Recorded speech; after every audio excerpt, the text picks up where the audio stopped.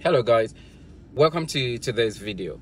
So today's video is going to be focused on the ADI part 1 test. Now let's get through introduction first. So for those who don't know me, my name is OJ Kenny and I'm a driving instructor and I'm also a photographer. So in case you see me posting videos of photography, then that's why.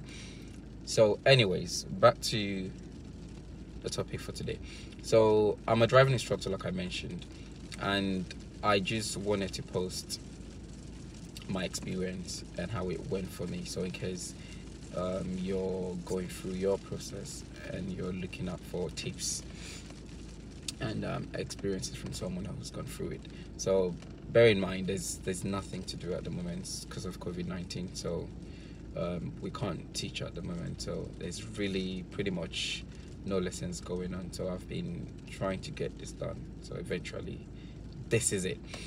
So yeah, to become an ADI instructor, you have to go through 3 processes, and that includes your ADI part 1, part 2, and part 3 tests. So what I've done is, so that I don't forget certain things that I want to say, I've actually made notes on my iPad. So if you see me looking down, that's because I'm trying to see to make sure I'm covering the points that I wanted to make out. So yeah, first thing you have to do obviously is go through the criteria to becoming a driving instructor. So I'll put links below on website where you can actually check those out. I mean, pretty much you can get all of it from the Gov website. So just click on the links below and I will take you through it. So you need to get your DBS check done, and obviously that should be the first thing you do before going on with the 3 processes. I mean, otherwise it's just a waste of time. So first thing is the price. So the part 1 test is going to cost you £81 to book the test. So for the part 1, you can take it as many times as possible for that one. So, and the next thing to note is, once you pass your part 1 test, then you've got 2 years to complete part 2 and part 3. It's just like the normal one you get on the standard learner test. So if you get your theory done, and then you've got 2 years to do the practical test. So it's the same with this, but the difference is you've actually got you've got 2 years to pass both part 2 and part 3, and that's the difference. So that's it. So for me, I did mine in 2019, and I actually did my part 1 twice. Now I'll explain to you guys why I did it twice in a bit, just in a second. So now the part 1 test is divided into 4 sections.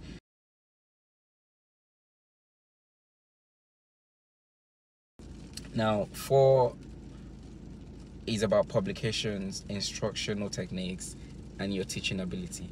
Now this, for me, was the only new thing in the whole thing. Actually, sorry, the 4th one and the 3rd one, those were the new things, but the 2nd one and the 1st one, those ones you actually should know already from your standard L tests. So to cut it short, you've got 100 questions in the theory. Now 50 of it are just the normal ones you would go through on your standard learner test. The other 50 is focusing more on your instructor's ability. So questions to do with how you teach, or how you would deal with situations during lessons when you're teaching your pupils. So that's what that goes on about. Now this is where it gets more interesting, and that's why I failed my first attempt on my theory test.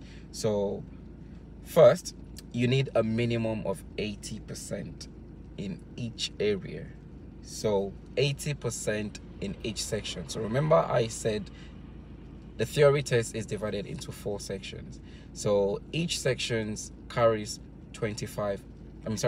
each area carries 25 questions, so which means if you times it by 4, it's 100. So each of the sections is 25 questions, and overall you need 85% overall. But in each of those sections you actually need 80%.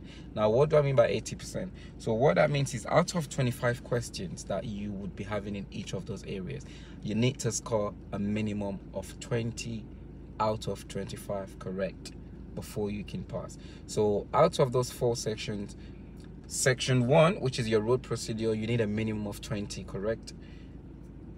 Area 2, you need 20 minimum as well, and that goes to 3 and 4 as well, which means in total you need to get at least 80 correct to be able to pass, right? So you need at least 80 correct. Now if you have 19 in one of any of them, then you're not going to pass. It's going to be a fail, and this is the reason why I failed the first attempt.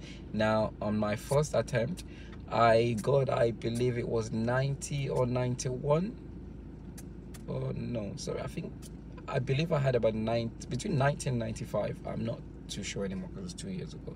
So the problem was I had 19 in one of the areas, and that led to a fail. So you've got to be careful. Now what I would say, or my opinion or my suggestion would be, in order not to have that problem, you want to focus on your weak areas. So if there are certain topic areas that you're not so strong at, work on those, because this is the reason why many people actually have to do the theory test over and over again, because like I said, you can get 95 out of 100 and you still fail. So let's assume you got 25 on the other 3 sections, so 25 times 3, that would give you 75, and then you score 19 on the 4th one, then you end up with 94 points, so 94 overall. But because you got 6 wrong on one, then that becomes a fail, so which means you have 19 in one. So that's the whole point. So you can get 25 over 25 in 3 sections, but as soon as you get 19 on the 4th section, it's a fail. So be careful and study on that, and that's my point. Now for the hazard perception, you have 14 clips, just the usual thing, just like your L standard test as well. You need to get 57 correct out of 75 points, so you need at least 57 scores out of 75, and that's what you need to pass the hazard perceptions. So remember, just the same thing, if you pass the hazard perception and not the theory aspect, then again, and not the multiple choice questions, then it's going to be a fail. So you need to pass both of them as usual, so just like your standard test. So you need to get 57 in your hazard perception, and you need at least 85% overall in the multiple choice, making sure you don't score anything below 20 on any of the 4 areas, right? Now when I did my one, I actually paid a driving school, so one of the big driving schools. I paid a fee which covered the whole of the process for me, and then it was an offer, so I was lucky to get it cheaper than what some so. But the thing is, you can actually do your theory on yourself or on your own, so that saves you a lot of money, because some driving schools or colleges or independent schools would charge anything from 200 to 400 just to help you with your theory. But I don't really think it's worth spending that. So what I'd recommend is use some website. I'll put some websites or some links below as well, where you can actually register for, I believe I did the 6 months one, and that was what I used. So you just log on, you don't have to download any app, you just log on the app, log on the web browser, and then it's subscription based, so you do your learning and all of that. So that's what I would suggest. Now obviously, if you need help, maybe I understand English is not first language for some people, or maybe your English might not be good, so if you need help with reading or understanding, then fair enough, but for me it wasn't necessary. So that's about going on with learning and preparing for your part 1 test. Some people, you might be doubting yourself, thinking you can't do this, but I see no reason why you can't do it. But one thing I would say is you would be in a better situation or in a better state if you actually enjoy driving. So just like any job you would do, if you enjoy it, then the better it is. If you love what you do, it is more easier to be the best at it. So for me, I enjoy driving, so I love to drive. So yeah, and again, if maybe you're thinking you're too young, you're never too young. So I'm an instructor, so you can be an instructor.